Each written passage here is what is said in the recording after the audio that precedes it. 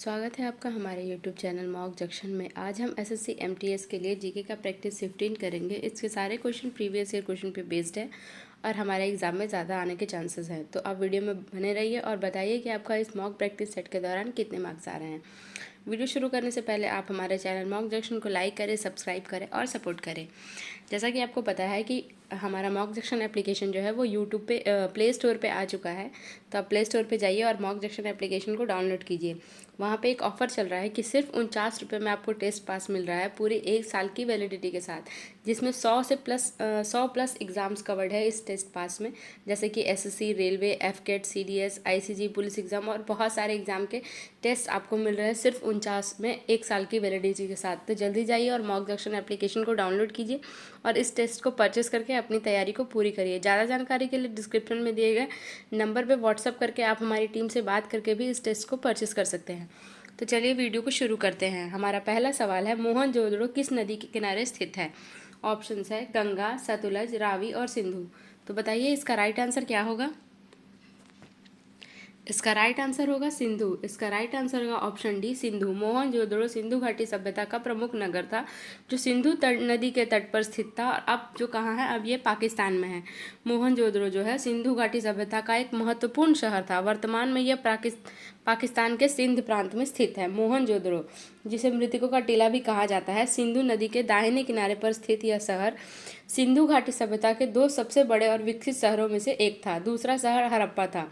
मोहनजोदड़ो में शहरी नियोजन के प्रमाण मिले थे, जिसे ग्रिड जैसी सड़कें, सार्वजनिक भवन और एक उन्नत जल निकास प्रणाली शामिल है।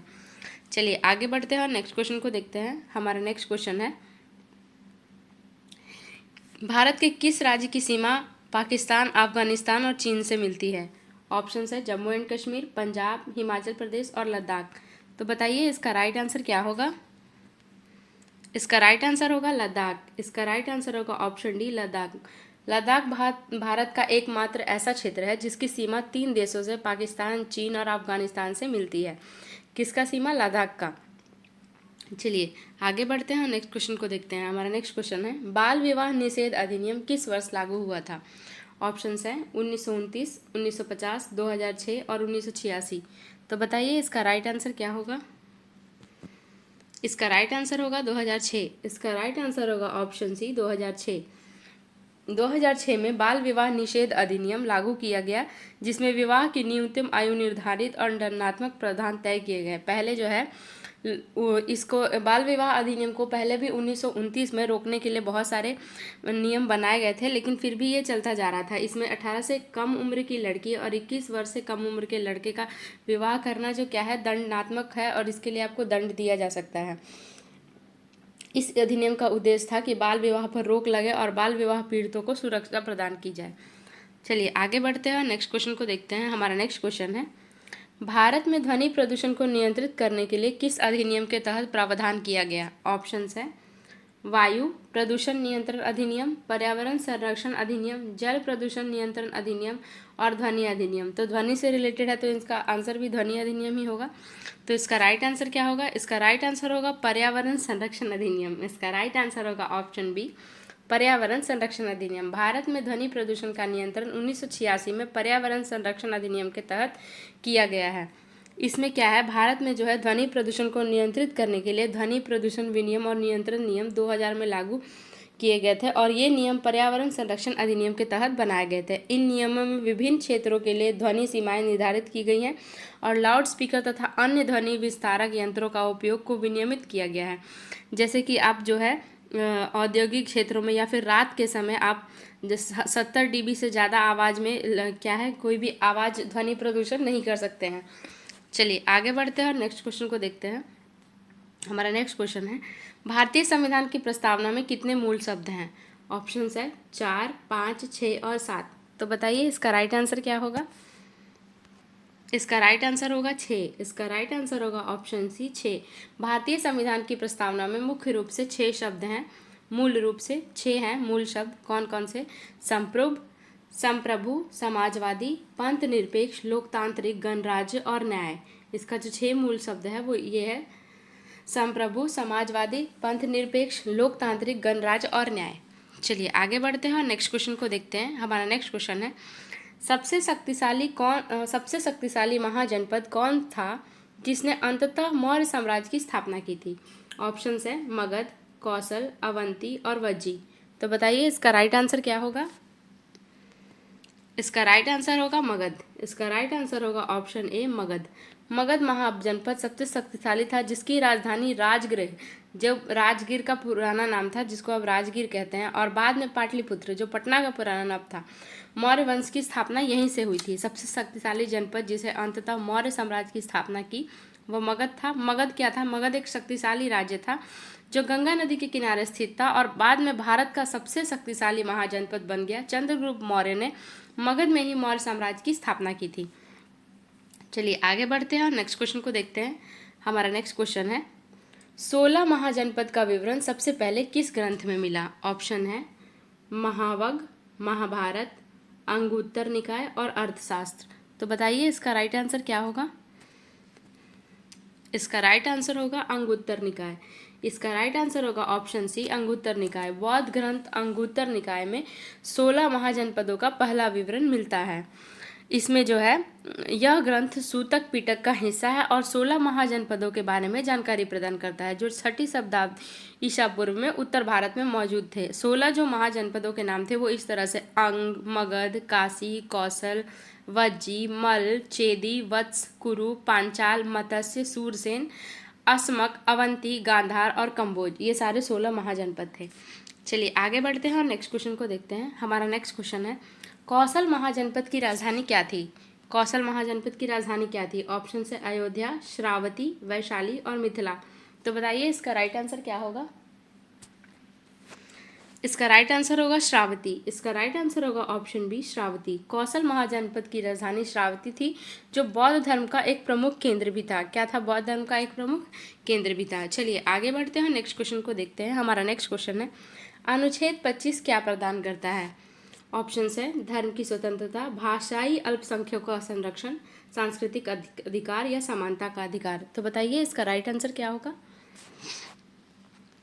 इसका राइट आंसर होगा धर्म की स्वतंत्रता। इसका राइट आंसर होगा ऑप्शन ए धर्म की स्वतंत्रता। अनुच्छेद 25 जो है प्रत्येक व्यक्ति को धर्म की स्वतंत्रता, प्रचार और पालन करने का अधिकार देता है। मतलब आपको अधिकार है कि आप कोई भी धर्म को मान सकते हैं, उसका प्रचार कर सकते हैं और उसका पालन कर सकते हैं। चलिए आगे बढ़ते हैं, नेक्स्ट क्वेश्चन को देखते हैं। हमारा नेक्स्ट क्वेश्चन है अनुच्छेद 48A किसका संरक्षण करता है? ऑप्शंस है बच्चों का अधिकार, अनुसूचित जनजाति, पर्यावरण या पेंशनधारी कर्मचारी। तो बताइए इसका राइट आंसर क्या होगा? इसका राइट आंसर होगा पर्यावरण। इसका राइट आंसर होगा ऑप्शन सी पर्यावरण। अनुच्छेद 48A राज्य को पर्यावरण की सुरक्षा और सुधार करने का निर्देश देता है। अनुच्छेद 48A भारतीय संविधान का एक हिस्सा है जो पर्यावरण, वनों और वन्य जीवों के संरक्षण के सुधार के लिए राज्य के नीति निर्देशक सिद्धांतों में से एक है। यह क्या करता है? यह सुनिश्चित करता है कि राज्य पर्यावरण, वनों और वन्य जीवों की सुरक्षा के लिए प्रयास करे। इसमें क्या करता है कि राज्य को पर्यावरण को प्रदूषित होने से बचाने के लिए और उसे बेहतर बनाने के लिए कदम उठाया जाता है। किसमें? अनुच्छेद 48A के अंतर्गत। चलिए आगे बढ़ते हैं और नेक्स्ट क्वेश्चन को देखते हैं। हमारा नेक्स्ट क्वेश्चन है डिवाइड एंड रूल की नीति किसके द्वारा अपनाई गई थी? ऑप्शंस है Lord Curzon, Lord Minto, Lord Mountbatten और लॉर्ड डलहौजी। तो बताइए इसका राइट आंसर क्या होगा? इसका राइट आंसर होगा लॉर्ड कर्जन। इसका राइट आंसर होगा option A Lord Curzon. Lord Curzon ने 1905 में बंगाल विभाजन किया था जो डिवाइड एंड रूल की नीति का प्रमुख उदाहरण था। डिवाइड एंड रूल क्या था? डिवाइड एंड रूल का मतलब था फूट डालो और शासन करो की नीति, या फिर फूट डालो या राज करो की नीति। ब्रिटिश सरकार द्वारा भारत में अपनाई गई थी। ये विशेष रूप से लॉर्ड मिंटो के समय में। इस नीति का उद्देश्य क्या था कि भारतीय समूहों में जैसे हिंदू और मुसलमान थे तो उनके बीच में मतभेद पैदा करना, ताकि ब्रिटिश शासन को मजबूत किया जा सके और किसी भी समूह को बहुत शक्तिशाली बनाने के लिए रोका जा सके। चलिए आगे बढ़ते हैं और नेक्स्ट क्वेश्चन को देखते हैं। हमारा नेक्स्ट क्वेश्चन है भारत में केंद्रीय बैंक कौन सा है? ऑप्शंस है state bank of India, Punjab national bank, भारतीय रिजर्व बैंक और नाबार्ड। तो बताइए इसका राइट आंसर क्या होगा? इसका राइट आंसर होगा भारतीय रिजर्व बैंक। इसका राइट आंसर होगा ऑप्शन सी भारतीय रिजर्व बैंक। आरबीआई की स्थापना 1 अप्रैल 1935 को हुई थी और यह भारत का केंद्रीय बैंक है जो मौद्रिक नीति को नियंत्रित करता है। भारत का केंद्रीय बैंक जो है वो भारतीय रिजर्व बैंक है जो क्या करता है? भारत की मौद्रिक नीति को नियंत्रित करता है। चलिए आगे बढ़ते हैं, नेक्स्ट क्वेश्चन को देखते हैं। हमारा नेक्स्ट क्वेश्चन है, मुद्रास्फीति का सीधा प्रभाव किस पर होता है? ऑप्शंस है पूंजी निर्माण, मुद्रा का क्रय शक्ति, निर्यात या उत्पादन लागत। तो बताइए इसका राइट आंसर क्या होगा? इसका राइट आंसर होगा मुद्रा का क्रय शक्ति। इसका राइट आंसर होगा ऑप्शन बी, मुद्रा का क्रय शक्ति। मुद्रास्फीति से मुद्रा की क्रय शक्ति घटती है, जिसके क्योंकि सामान और सेवाओं की कीमतें बढ़ जाती हैं। मुद्रास्फीति का सीधा प्रभाव जो है वो मुख्य रूप से वस्तुएं और सेवाओं की कीमतों पर पड़ता है। इसका मतलब है कि जब मुद्रास्फीति होती है तो आपको उन्हीं वस्तुओं और सेवाओं के लिए अधिक भुगतान करना पड़ता है जो पहले कम में खरीदते थे। चलिए आगे बढ़ते हैं और नेक्स्ट क्वेश्चन को देखते हैं। हमारा नेक्स्ट क्वेश्चन है, जीवन और व्यक्तिगत स्वतंत्रता का अधिकार किस अनुच्छेद से है? जीवन और व्यक्तिगत स्वतंत्रता का अधिकार किस अनुच्छेद से है? ऑप्शन है अनुच्छेद 19, अनुच्छेद 20, अनुच्छेद 21 और अनुच्छेद 22। तो बताइए इसका राइट आंसर क्या होगा? इसका सही उत्तर होगा अनुच्छेद 21। इसका सही उत्तर होगा ऑप्शन सी, अनुच्छेद 21। आर्टिकल 21 कहता है कि किसी भी व्यक्ति को जीवन का व्यक्तिगत स्वतंत्रता से वंचित नहीं किया जाएगा सिवाय विधि द्वारा स्थापित प्रक्रिया के अनुसार।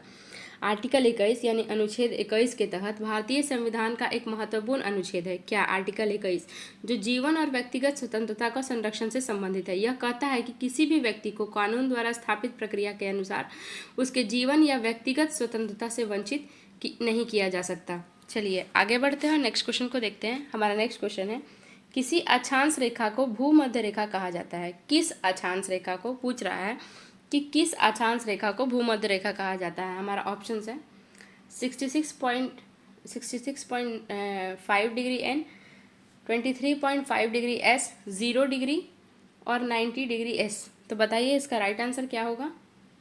एन एस का मतलब नॉर्थ और साउथ। तो इसका राइट आंसर होगा 0 डिग्री। इसका राइट आंसर होगा ऑप्शन सी, 0 डिग्री। 0 डिग्री अक्षांश रेखा को भूमध्य रेखा कहते हैं, जो पृथ्वी को उत्तरी और दक्षिणी गोलार्धों में बांटती है। चलिए आगे बढ़ते हैं, नेक्स्ट क्वेश्चन को देखते हैं। हमारा नेक्स्ट क्वेश्चन है, कौन सा स्थल भारत और श्रीलंका को अलग करता है? ऑप्शन है मलक्का जलडमरुद्ध, पाक जलडमरुद्ध, बेब एल मंडबे, सुंडा जलडमरुद्ध। तो बताइए इसका राइट आंसर क्या होगा?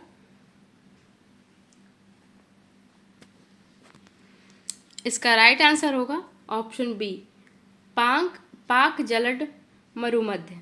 इसका राइट आंसर होगा पाक जलड मरुमध्य। पाक जलड मरुमध्य भारत के तमिलनाडु और श्रीलंका के बीच स्थित है, और यह जलड मरुमध्य भारत के तमिलनाडु और श्रीलंका के बीच स्थित है, और यह एक संकीर्ण समुद्री मार्ग है जो बंगाल की खाड़ी को पाक की खाड़ी से जोड़ता है।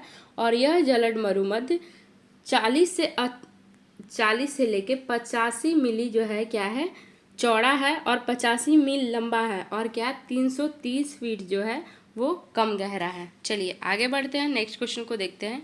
हमारा नेक्स्ट क्वेश्चन है, 73वां संविधान संशोधन किससे संबंधित है? ऑप्शन है न्यायपालिका सुधार, पंचायती राज व्यवस्था, शिक्षा का अधिकार और चुनाव आयोग।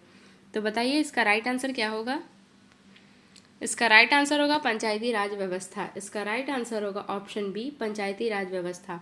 1992 में 73वें संशोधन ने पंचायती राज संस्थाओं को संवैधानिक दर्जा दिया। इसमें क्या है, 73वें संविधान संशोधन ने 1992 में पंचायती राज व्यवस्था से संबंधित कानून को जोड़ा। इस संशोधन में संविधान सभा के किसमें 9वीं और 11वीं अनुसूची को जोड़ा, जिसमें पंचायतों को संवैधानिक दर्जा मिला। इसमें क्या मिला? पंचायतों को संवैधानिक दर्जा मिला। इस संशोधन में पंचायतों में महिलाओं के लिए 1/3 सीटें आरक्षित करने का प्रावधान भी किया गया, जिससे स्थानीय शासन में महिलाओं की भागीदारी क्या हो सके, सुनिश्चित की जा सके। चलिए आगे बढ़ते हैं, नेक्स्ट क्वेश्चन को देखते हैं। हमारा नेक्स्ट क्वेश्चन है, भारत में दक्षिण पश्चिम मानसून कब आता है? ऑप्शंस है अप्रैल के अंत में, मई के मध्य में, जून के प्रारंभ में और जुलाई के अंत में। तो बताइए इसका सही उत्तर क्या होगा? इसका सही उत्तर होगा जून के प्रारंभ में। इसका सही उत्तर होगा ऑप्शन सी, जून के प्रारंभ में। दक्षिण पश्चिम मानसून सामान्यतः 1 जून को केरल तट से भारत में प्रवेश करता है। कब करता है? 1 जून से केरल तट से भारत में प्रवेश करता है। चलिए आगे बढ़ते हैं, नेक्स्ट क्वेश्चन को देखते हैं। भारत में मानसून मुख्यतः किस दिशा से आता है? ऑप्शंस है उत्तर पूर्व, दक्षिण पश्चिम, पूर्व और उत्तर पश्चिम। तो बताइए इसका राइट आंसर क्या होगा? इसका राइट आंसर होगा दक्षिण पश्चिम। इसका राइट आंसर होगा दक्षिण और पश्चिम, ऑप्शन बी। भारत में प्रमुख मानसूनी हवाएं हिंद महासागर से दक्षिण और पश्चिमी दिशा से आती हैं। कहाँ से आती हैं? हिंद महासागर से। चलिए आगे बढ़ते हैं और नेक्स्ट क्वेश्चन को देखते हैं। हमारा नेक्स्ट क्वेश्चन है 52वें संविधान संशोधन अधिनियम 1985 किस विषय से संबंधित है? ऑप्शंस है केंद्र राज्य संबंध, हमारे ऑप्शंस है केंद्र राज्य संबंध, दल बदल विरोधी कानून, पंचायती राज व्यवस्था और उच्च शिक्षा आयोग। तो बताइए इसका राइट आंसर क्या होगा?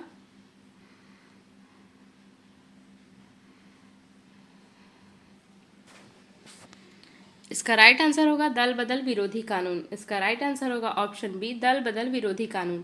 1985 में 52वें संशोधन में 10वीं अनुसूची जोड़ी गई जिसमें दल बदल पर प्रतिबंध लगा। इसमें क्या था कि और इसे दल बदल विरोधी कानून के रूप में भी जाना जाता है। इस संशोधन का मुख्य उद्देश्य राजनीतिक दल बदल को रोकना था, जो उसी समय भारतीय राजनीति में एक बड़ी समस्या बन गई थी। इस संशोधन के द्वारा इस संशोधन को संविधान के 10वीं अनुसूची में जोड़ी गई और जिसमें दल बदल के आधार पर संसद को राज्य विधानसभाओं के सदस्यों की अयोग्यता का प्रावधान किया गया। इन संशोधन में क्या था? इस संशोधन ने दल बदल विरोधी कानून को पेश किया जो किसी सदस्य को एक राजनीतिक दल से दूसरे दल में जाने पर अयोग्य घोषित करता है। चलिए आगे बढ़ते हैं, नेक्स्ट क्वेश्चन को देखते हैं। हमारा नेक्स्ट क्वेश्चन है भारत का राष्ट्रीय कैलेंडर कौन सा है? ऑप्शंस है विक्रम संवत, संख संवत, हिजरी संवत और जूलियन कैलेंडर। तो बताइए इसका राइट आंसर क्या होगा? इसका राइट आंसर होगा संख संवत। इसका राइट आंसर होगा ऑप्शन बी, संख संवत। भारत का राष्ट्रीय कैलेंडर, भारत का जो है राष्ट्रीय कैलेंडर जो है वो संख संवत है, जिसे 1957 में आधिकारिक रूप से अपनाया गया था। 1957 में इसे क्या किया गया था? आधिकारिक रूप से अपनाया गया था। हमारा नेक्स्ट क्वेश्चन है भारतीय राष्ट्रीय ध्वज को किसने डिज़ाइन किया? ऑप्शंस है रविंद्रनाथ टैगोर, पिंगली वेंकैया, बाबा साहब अम्बेडकर और बाल गंगाधर तिलक। तो बताइए इसका राइट आंसर क्या होगा? इसका राइट आंसर होगा पिंगली वेंकैया। इसका राइट आंसर होगा ऑप्शन बी, पिंगली वेंकैया। पिंगली वेंकैया ने राष्ट्रीय ध्वज का डिज़ाइन तैयार किया गया जिसे 22 जुलाई 1947 को स्वीकार किया। पिंगली वेंकैया ने क्या किया था? हमारे भारतीय राष्ट्रीय ध्वज को डिज़ाइन किया गया था जिसे 22 जुलाई 1947 को स्वीकार किया गया। चलिए आगे बढ़ते हैं, नेक्स्ट क्वेश्चन को देखते हैं। हमारा नेक्स्ट क्वेश्चन है यक्षगान किस राज्य का प्रसिद्ध लोक रंगमंच नृत्य है? ऑप्शंस है आंध्र प्रदेश, कर्नाटक, उड़ीसा और केरल। तो बताइए इसका राइट आंसर क्या होगा? इसका राइट आंसर होगा कर्नाटक। इसका राइट आंसर होगा ऑप्शन बी, कर्नाटक। यक्षगान एक पारंपरिक नाट्य शैली है जिसमें गाना, नृत्य और संवाद जो है शामिल है। इसमें गाना, नृत्य और संवाद यानी बातचीत तीनों शामिल है। चलिए आगे बढ़ते हैं, नेक्स्ट क्वेश्चन को देखते हैं। हमारा नेक्स्ट क्वेश्चन है हेमिस उत्सव किस केंद्र शासित प्रदेश में मनाया जाता है? ऑप्शंस है लद्दाख, जम्मू और कश्मीर, दादर और नगर हवेली और चंडीगढ़। तो बताइए इसका राइट आंसर क्या होगा? इसका राइट आंसर होगा लद्दाख। इसका राइट आंसर होगा ऑप्शन ए, लद्दाख। हेमिस उत्सव लद्दाख के हेमिस मठ में मनाया जाता है और यह गुरु पद्मसंभव की जयंती पर आयोजित किया जाता है। भगवान पद्मसंभव के जन्म दिवस के उपलक्ष्य में मनाया जाता है, जिन्हें तिब्बती इतिहास का अत्यधिक सम्मान दिया जाता है। चलिए आप कमेंट में बताइए कि अभी भारत में कुल कितने केंद्र शासित प्रदेश हैं और उन सब के नाम भी कमेंट में ज़रूर बताइए। आगे बढ़ते हैं और नेक्स्ट क्वेश्चन को देखते हैं। यह हमारा लास्ट क्वेश्चन है भारत का एकमात्र फ्लोटिंग नेशनल पार्क कौन सा है? ऑप्शंस है साइलेंट वैली राष्ट्रीय उद्यान, केबुल लामजोआ राष्ट्रीय उद्यान, डाचीगाम राष्ट्रीय उद्यान और मोलेम राष्ट्रीय उद्यान। तो बताइए इसका राइट आंसर क्या होगा? इसका राइट आंसर होगा केबुल लामजोआ राष्ट्रीय उद्यान। इसका राइट आंसर होगा ऑप्शन बी, केबुल लामजाओ राष्ट्रीय उद्यान। केबुल लामजाओ मणिपुर में स्थित है और यह लोकटक झील में फ्लोटिंग फुमदी पर बना दुनिया का एकमात्र फ्लोटिंग नेशनल पार्क है। यह जो है केबुल लामजोआ राष्ट्रीय उद्यान दुनिया का एकमात्र तैरता हुआ राष्ट्रीय उद्यान है। इसका जो है ये जो है 40 वर्ग किलोमीटर क्षेत्र फुमदी नामक तैरते हुए वनस्पति पिंडों से बना है और यह फुमदी झील के ऊपर तैरते रहता है और विभिन्न जानवरों के लिए एक अनूठा आवास जो है प्रदान करता है। इसकी स्थापना जो है 1977 में हुई थी और यह पार्क मणिपुर के विष्णुपुर जिले में स्थित है। तो ये रहे हमारे जीके के बहुत इंपॉर्टेंट क्वेश्चन जिसके आने के एग्जाम में बहुत ज़्यादा चांसेस है। अगर आपको वीडियो अच्छा लगे तो हमारे चैनल को लाइक करें, सब्सक्राइब करें और सपोर्ट करें। मिलते हैं नेक्स्ट वीडियो में, तब तक के लिए थैंक यू सो मच।